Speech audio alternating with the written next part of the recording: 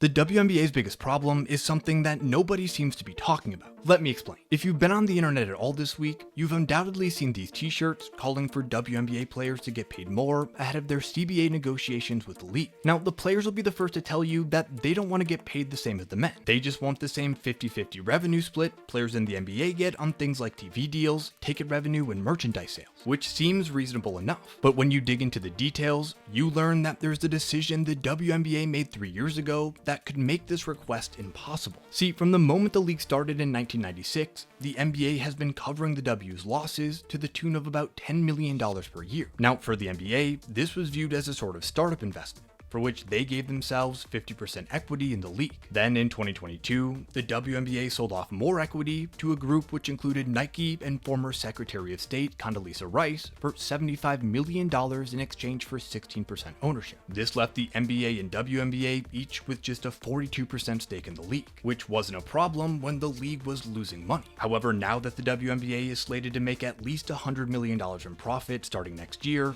players naturally want a raise. There's just one problem. The math doesn't work out. See, currently, WNBA players only make 9.3% of league revenue, which is shockingly low compared to the normal 50-50 split in other sports. However, given the fact that the WNBA itself only receives 42% of total revenue, that means that players can never come close to that 50% threshold. In fact, even if the league decides to give up half of their revenue share, which seems unlikely, that would only leave players with a 21% split of league revenue, still less than half of what NBA players get. So it seems like both the players and the WNBA are going to have to get creative when it comes to finding a solution, because the normal model likely isn't going to cut it.